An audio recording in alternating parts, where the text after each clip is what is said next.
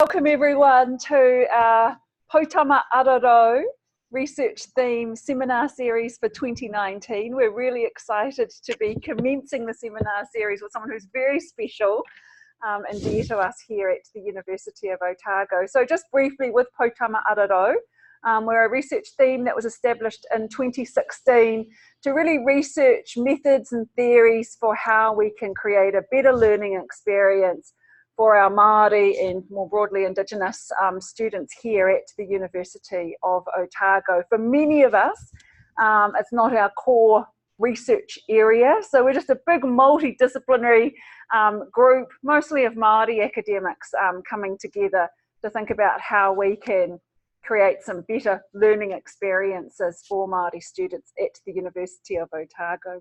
So welcome, this is the start of our seminar series for 2019, and we're really thrilled, Ty, to have you with us here today, who, you know, you're famous in terms of winning last year. So Ty last year won the Aotearoa Prime Minister's Award for the Supreme Teaching Award, you know, which is just really exciting, and to be able to walk in and see Rau Aroha,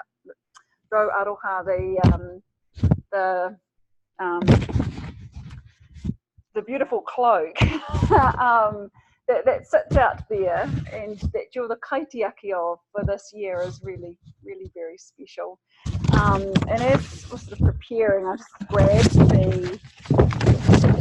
the blurb and part that was written for you in the support of that award, and where you express, my approach to teaching is to inspire, develop connectedness and mutual trust, and encourage and enable students to learn in contexts that are often outside their comfort zone. And I know last year I was really thrilled to listen to your interview on Radio New Zealand. And for those of you that haven't heard that interview on Radio New Zealand, really encourage you to take the opportunity to do so. So welcome, Kia ora, thank you so much for taking the time to do this.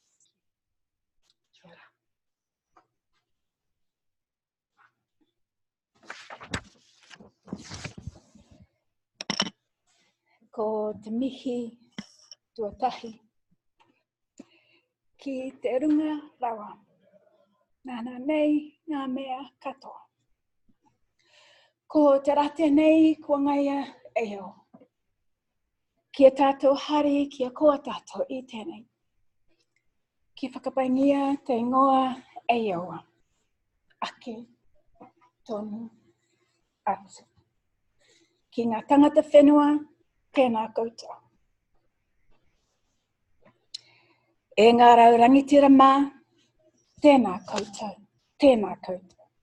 Tēnā rawa atu koutou I haere mai, I tēnei rā. Ko whamwina, toku ingoa, no hamoa, ahau. Ko nomeneta rawa ko lili, o kumatua. Ko whangaloa me apia, o rawa papakainga. Tēnā koutou I whakaae kia kōrero. Ahau hia, kia koutou I te rānei.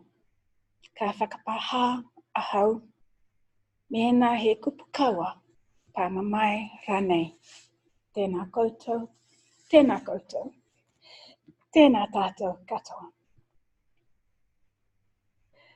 Te lona ia le pa ia whaatawha o le mauta nei. O le pa ia malmamalu o lo tātou a whia I le so.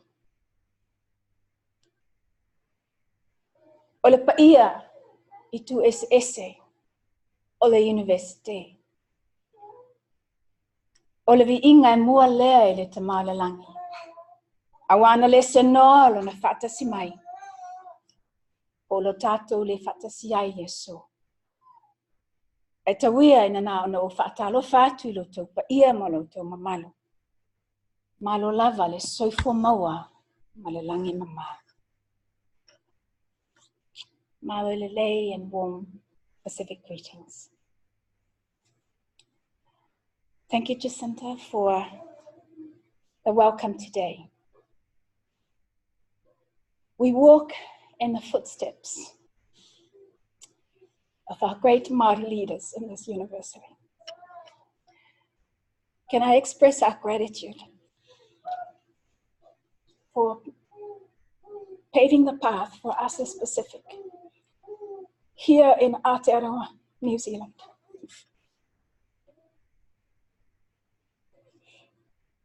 We feel comfortable. We feel at home in this place because of your welcome for us. So today I have the privilege of sharing about Te Folauga, the journey, our journey in Aotearoa, New Zealand. There are 3 areas in which I will share today. Knowing your roots shapes the journey. Firstly, it's about family. I grew up in Samoa,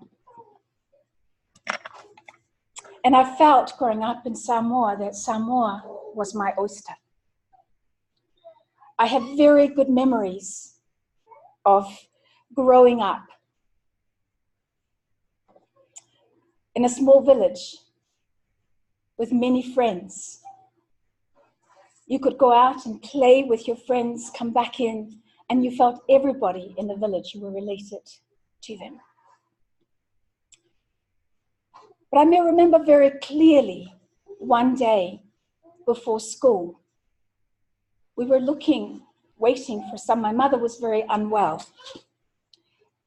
We didn't have transport to take her to hospital. So we were waiting for the doctor to come and see her. I couldn't make it to school that day because the doctor was late.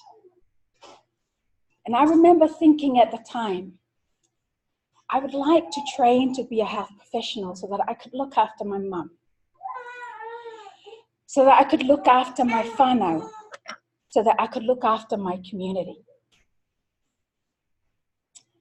And that began to shape my thinking about what career pathway I might take in the future. I was a trainee intern in Wellington, in Christchurch, 1992. When I heard my father's voice on the phone, he was struggling to breathe.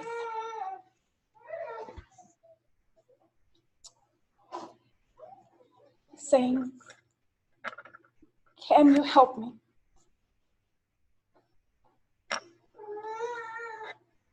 He had diabetes.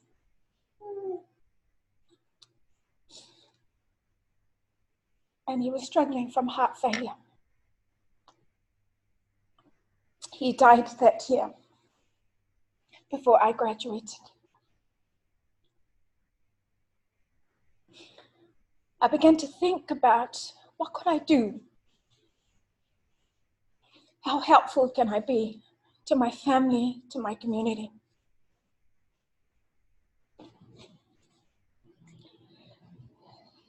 Three weeks ago, on the 8th of July, 9:05 in the morning, we said farewell to my 47-year-old brother.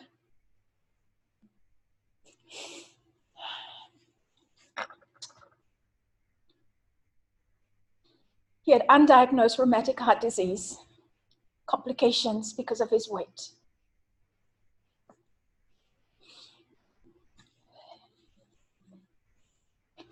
Began to think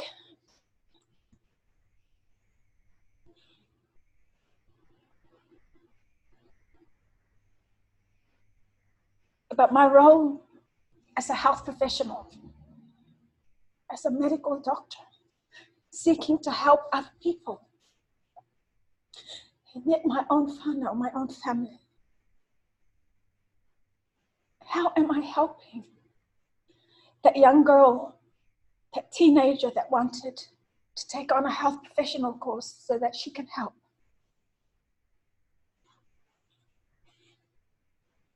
It's a question that I often reflect when I look at my own family. How am I helping? I want to read to you an excerpt from the submission that I made to TEC for the Teaching Award. I came to New Zealand in the 1980s, fresh off the boat, a bright-eyed, bushy-haired girl from the islands to train in medicine, destined to return to serve Samoa. In my first year at the University of Otago, I was diagnosed with lupus, systemic lupus erythematosus, a chronic debilitating illness. Feeling helpless, alone and depressed, I returned home to Samoa. However, I was given a second chance, and with extensive support, I graduated with a medical degree, then returned to Samoa.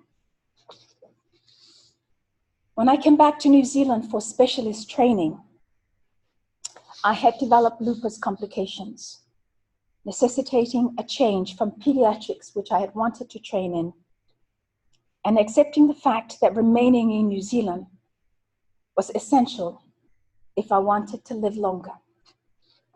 Mr. Macmillan, the professor of surgery here in Dunedin, and Professor Heighton, the rheumatologist, spoke carefully to me when they were treating me in hospital. I was not a New Zealand resident, so I needed to work to live. And I said this to them, that I need to get off that bed because I needed to work. They said to me, we will apply for residency for you. So in hospital, sick as I was, unable to work, they put through a resident application for me. It is something that I reflect back on, the opportunities that I've been given by people who are kind, and there I see the hand of God. At the time, for the second time, I felt helpless and depressed. I was extremely grateful for the care that I received, which enabled me to begin training in public health. It provided my first opportunity to teach medical students at the university in 2003.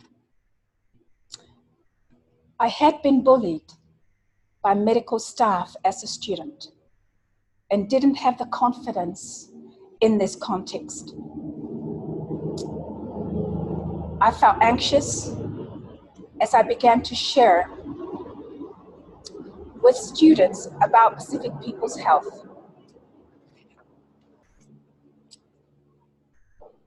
When they spontaneously clapped, I felt both embarrassed and surprised. In 2008, I was presented with another challenge, the big C. I was diagnosed with a rare malignant cancer. Surprisingly, I felt calm and was neither distressed nor depressed. I reassessed my options, and following mastectomy and chemotherapy, I looked at the way forward. I reflected on what it was like to be a patient, to feel vulnerable, experience loss of dignity, and at times being misunderstood.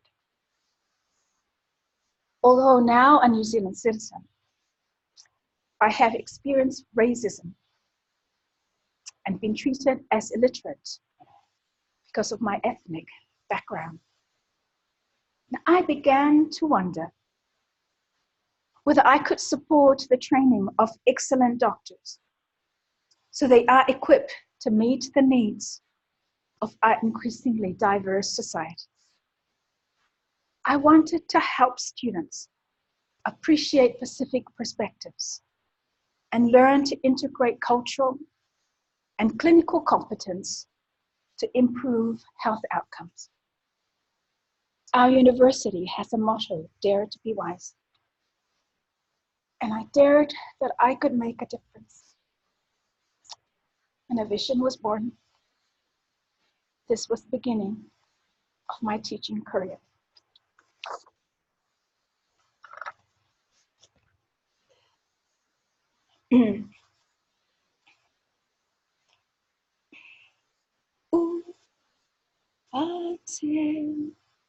Lele alofa ole fa'ala mai ile neila rolangi iao lai i tato Mali elava ule tato te fa fetai ua te lele alofa ole fa'aula mai mali ela vapule matou te fa'afetai ua te lele alofa ole fa'aula mai. Oh, your love that saves. This world giving life. We are grateful, O Lord. We thank you for your love that saves us. That is a song that is very dear to my family. It's a song we kept singing when our father died. We sang it at my brother's funeral. Knowing your roots shapes the journey. Remember my father, who's a preacher, used to say to us, "A uma no tau whaia o ia mea, o no tau whaapea ane lea, o au auna lea o ngai mātou. A uma o no tau whaia o ia mea, o no tau whaapea I whalea, o au auna lea o ngai mātou." After you have done all of these things, simply say, "I am but just a servant."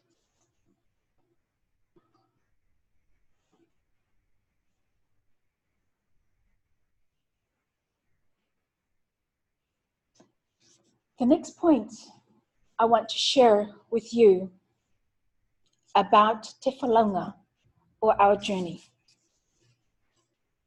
is about seeing obstacles as opportunities.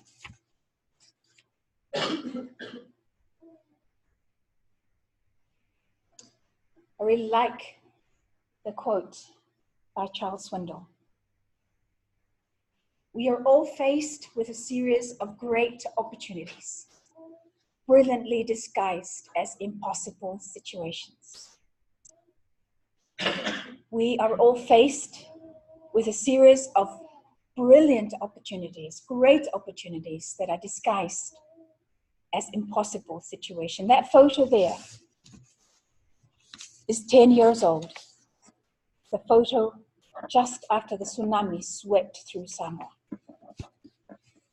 killing 13 people in one family from that area that you see there. Just want to share with you one example my journey here at the University of Otago. I mentioned that about 10 years ago, I was away from the university for about a year because I was unwell and going through treatment.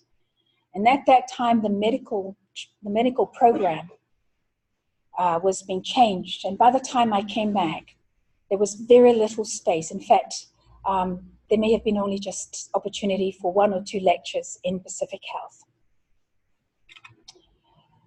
So I discussed this with our community, who were very keen to have input into the medical program. You know, what hours was there time that was not timetable? And of course, the only time that was not timetable was the weekend. Therein, the birth of the Pacific Immersion program. The Pacific Immersion program came out of the having no opportunity to teach into normal teaching time. But we found that over the 10 years in which we've ran the immersion program was one of the most transformational time in the learning of students. Like Māori, we Pacific people pass on our tradition through stories. They're fantastic storytellers. The elders are very keen to share about their stories of growing up. Why did they leave the warmth of the islands to come here to -1, -2 degrees in Dunedin? Why would they leave their villages where they have customary land? 95% of land in Samoa, for example, is customary land. And to come here where you're renting and at the whim of landlords that can move you out when it suits them, or, you know. Why would they leave a village where they know everybody and interconnectedness? You can look from one part of the village to the other and share your foods and share your meals. This still happens with my mother at home, where every Sunday the neighbors come and bring food, and we cook enough so that we can return. We can give back some food to the neighbors. Why would you come from that to a place that you don't know who the neighbors are and all the houses are enclosed? They're very keen to tell their stories about why they do that. Why don't they turn up on time to see the doctor? Why is it that they do things that doesn't seem right in this context? They were keen for an opportunity to share their stories. And the immersion program provided exactly that. Provided exactly that opportunity where they're able to share. Because they find that they might not be easy for them to share their stories because the language is different. English is not their first language. Or perhaps the context is different. Sometimes for me, as a trained health professional, as a doctor, even when I was a patient, I felt really vulnerable. So how much more would our communities feel vulnerable when they come in to the doctor to see the doctor? And whose responsibility is it to make sure that, that they feel connected? So the immersion program provided that opportunity where our communities welcomed these students into their midst. And while they were being welcomed, they share with them about what it is that is important to them. So that these young minds, that these young, brilliant young people who are training to be health professionals of the future might have an understanding. But this is about learning in context. This is about reversing the learning so that the students are there in their space and have an understanding what it's like to have the Tongan language speak around them, and yet they don't understand what people are saying, or the Samoan language or the Cook Island language. This was a wonderful opportunity that was presented to us amidst what appears to be obstacles. So what are our obstacles now in our work environments? What are obstacles for us now in our personal lives? I know funding is at the forefront of many of our thinking in terms of the limited funding that there is that available. But I would encourage you, and I would encourage myself, let's look at it as an opportunity. Let's look at the fact that there are very limited resources, and your budgets and the way that you do things may not be the same as where you've wanted to roll it out before, because therein lies the opportunities in terms of how we move forward. We've ended up having advancement in medicine. Things come out of things that are not planned. So let's not limit our thinking in terms of how we see the future. And we, as Māori, as Pacific people, we're navigators. We go out and we navigate the oceans, not knowing what lies beyond. But we trust in the skills that has been given to us over time in terms of how we navigate. So I encourage my team here in the Va'autautai, I encourage them, whatever the challenges are, let's look at it as opportunities, because fantastic advancement for us has come out of having no opportunities. So for now, in the medical program, the Pacific Health teaching has just been endorsed as a domain, and that is huge. There have been 6 domains for more than 10 years in the medical program. Nothing has been added to it, and Hawura Māori is one of the 6 domains. And just a few weeks ago, we presented a proposal to the Medical Curriculum Committee to have Pacific Health as a domain, and it was unanimously supported. And that goes for the prayers and the hopes of our communities about a better future for Pacific and Aotearoa New Zealand, but also linking in to our Pacific Island countries. When I go to the islands, the face of our island countries are changing. China is interested in the islands. Russia is interested. The States are interested. Now the British High Com are setting up their bases in the islands. But I would love for New Zealand to be there, because New Zealand and the distant cousins Australia have been traditional allies for the Pacific. And if we let go, very soon the Pacific will have a different face from what you and I know. So it is a fantastic opportunity for us to engage in that space, because we have values that are different from values of the superpowers. We have values that are different from China. We have values that are different from other superpowers with lots and lots of money, and these are the values that we share, and we don't want to lose that looking ahead. Just wanted to share 1 or 2 quotes from students who have done the immersion program. I will share one from a male student and one from a female student. The most thought-provoking part of the weekend was how my prior assumptions and perspective on Pacific Health were challenged. Our public health teaching had communicated on negatives such as smoking and alcohol, which I did see. However, I also saw positive factors, the strong sense of community and support networks from a male student. And from a female student, the recognition that my own culture and the impact it has on my views and health practices is also critical. These issues need to be taken into consideration as we aim to become more culturally competent doctors of the future.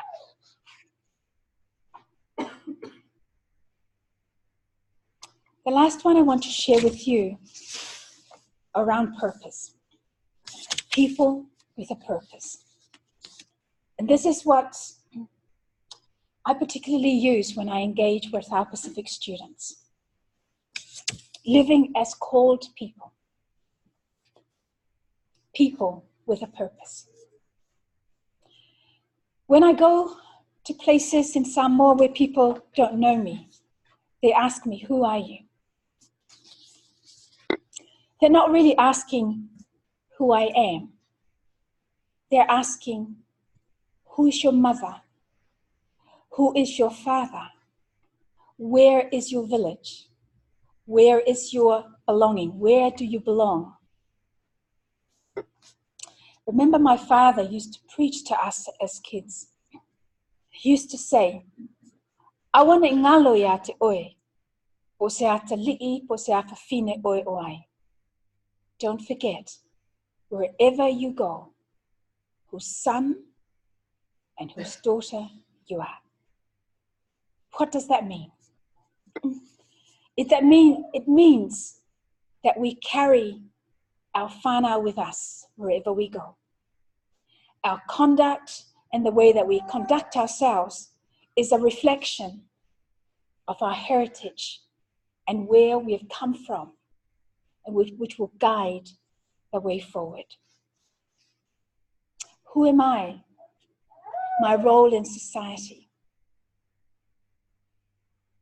What is God's calling on my life?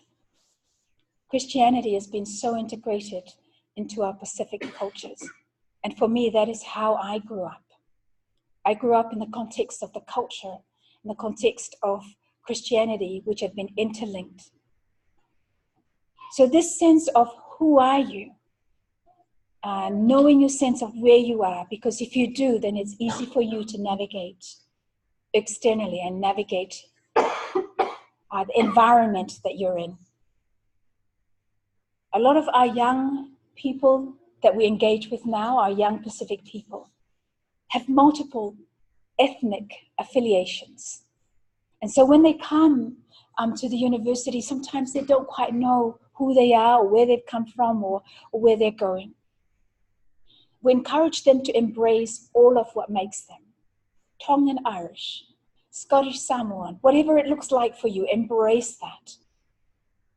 But when you come into the context of your Pacific whānau, your Samoa whānau, learn what that means, how you might navigate yourself. Because knowing who you are, knowing where you stand, helps you to navigate yourself forward. Both my parents are Samoan.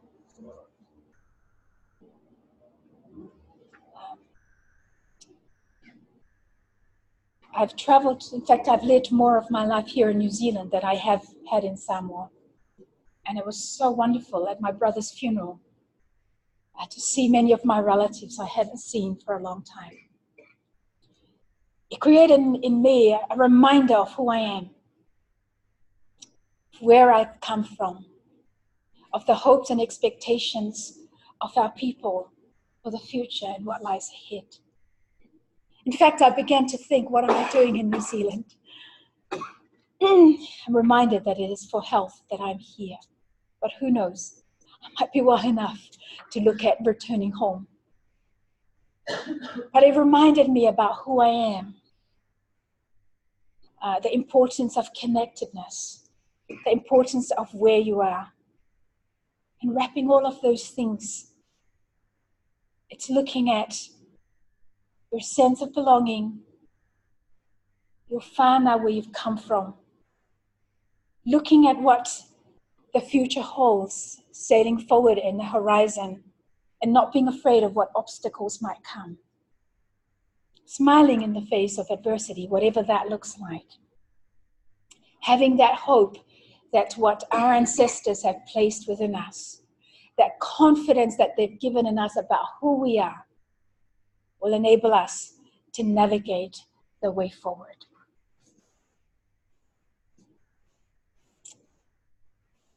When I was invited to present today, I was really nervous.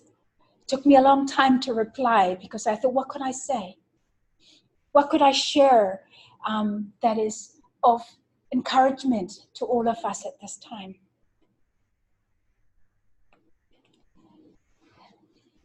In fact, the korowai that is out there, when it was given to me, I was really afraid of how to transport it from Wellington to here, because I'm thinking, what happens if I lose it? How will I? So I said to them, no, I don't want to take it. Can we please courier it? And so for a long time it didn't come because the courier wouldn't even take it. They were afraid of losing it. So then I had to bring it. down here. And then I'm thinking, oh gosh, make sure that I know how to take it back. It felt such a treasure to have and to look after and to be able to have it to share with all of us here at Otago. But I'm deeply grateful for the opportunity to be here to share. I hope I've articulated a little bit of who I am. The fact that I've often felt I've missed the mark and I've failed. How can I not help my family? I'm a medical doctor with 4 or 5 different letters behind my name, and I cannot help my family. I said, for what? Obviously, I can't do this alone. We need to do this as a community in terms of how we help each other, in terms of our health moving forward.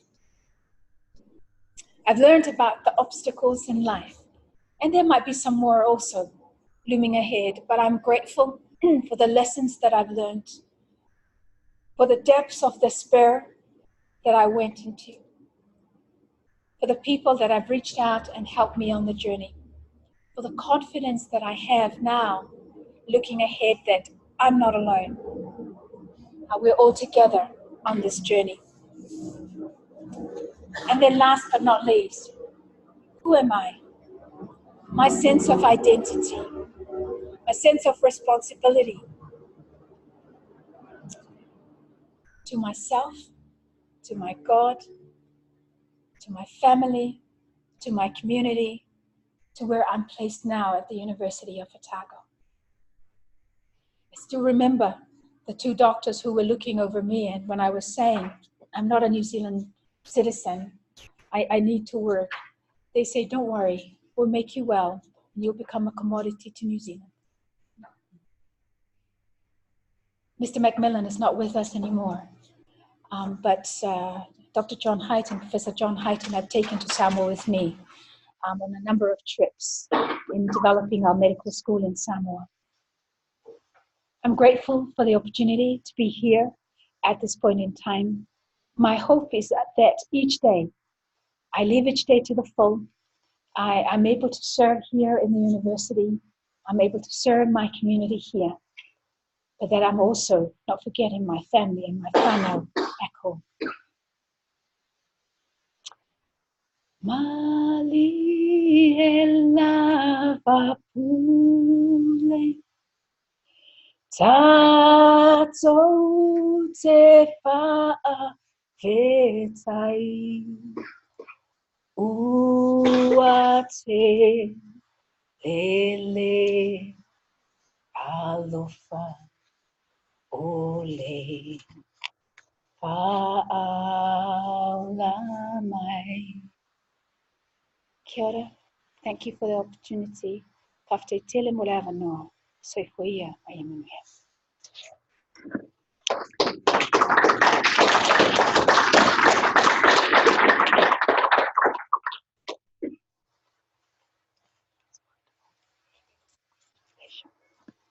So that was just a really heartfelt, incredible generosity in the sharing, and really inspiring, and that whole story and your whole journey. So just really thank you for being really brave and just such a visionary and what you've been able to achieve here.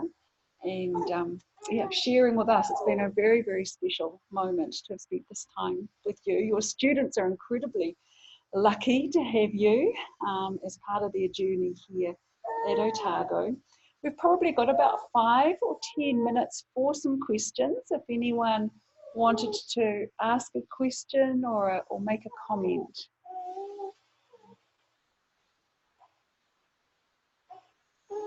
Well, I might start. I wonder if you might, I'm just really excited to hear about the domain, the success in that, and maybe just want to share a little bit about what that might mean in the classroom for medical students moving forward. Thank you. Thank you for that. What that means is that we'll now be able to weave Pacific health teaching in a way that makes sense. Because at the moment, whenever there's an opportunity, we tend to find a place to put Pacific teaching.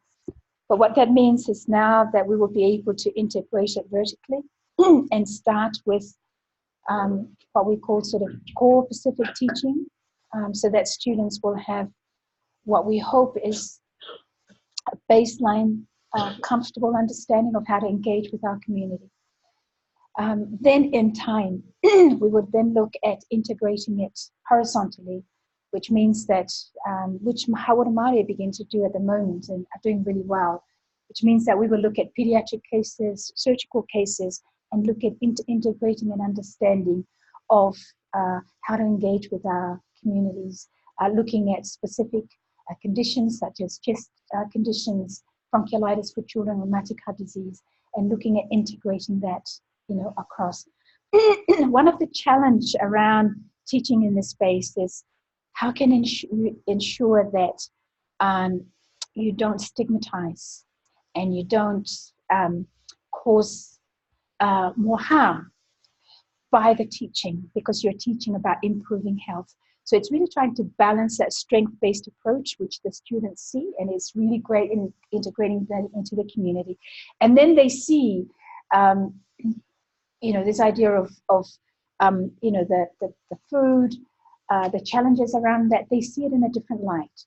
So it's still the same issues that we want them to understand, but how do you do it in a way that's affirming for our people and not brushing over the real issues? So it's really that navigation of both spaces, so that you end up having fantastic young doctors, health professionals who understands how to navigate in context, but in a way that uplifts the mana of our people. And I know that those of you who teach in Hawara Māori space know about that, in terms of navigating that space to ensure that they don't just say, well, it's because of this and that. The reason why our communities have poor health outcomes. So it's a very exciting place to be. We're very, very grateful to have that opportunity. And I just wanted to also say, because I forgot to mention it, I just wanted to acknowledge Professor John Broughton, who was in the Department of Public Health when I started my training there. He's always been very kind to me in the journey and helped us as people in the Pacific people and Pacific teaching in the Department of Prevention and Social Medicine. So I just wanted to acknowledge that. Kia ora, thank you so much, Professor Broughton. Can I ask a follow-up question? I've got 100 questions I'd love to ask you. How is your current team, who's now will be teaching this whole domain? Specifically in the medical program, it's 0.5. There's only 0.5 of me currently teaching in the Otago Medical School program. We're looking at having some in Christchurch and Wellington. We're hoping that we might be able to have some Fs there. But that's also one of the challenges. I've been 0.5 for about 10 years in that role. And so we've been able to teach because of our community and mobilizing our community. But looking ahead, that's a capacity that we have.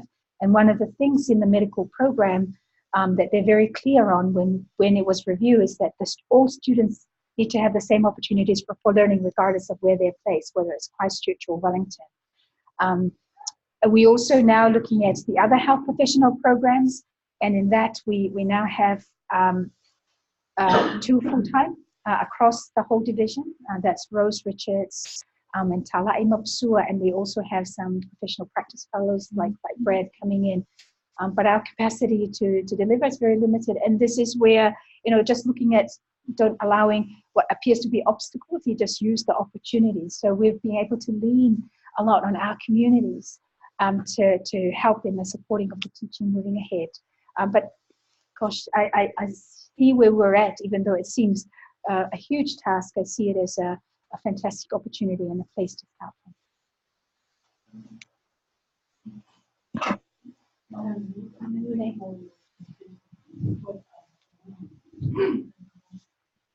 Some of my questions is, what are the challenges that you face in order to develop a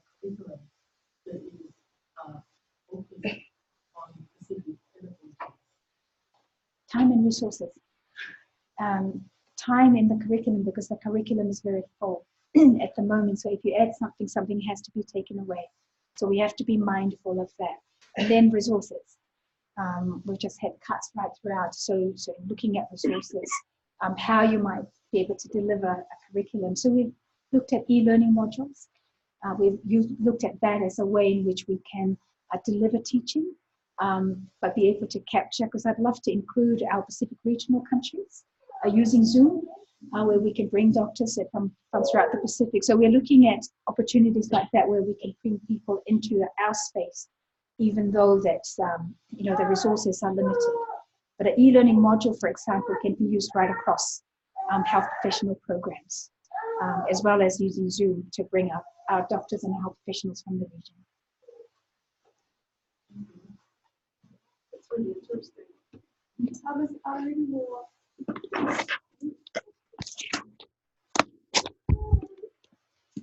I might just take this opportunity then again, just to thank you once again. It was a really emotional journey that you shared with us, and hopefully some might be able to stay and continue to talk afterwards. I think we'd really take that opportunity. And we certainly would love to work with you more as our research theme grows. And I think, Inano, have you circulated maybe a little sign-up list? If anyone is here is interested in being added to our mailing list for our research theme, you're more than welcome to come and join us as we hear from many people and their own experiences of trying to bring in a more cultural understanding into the teaching of our degree. So, sure to thank you once again. Thank you everyone for being here with us.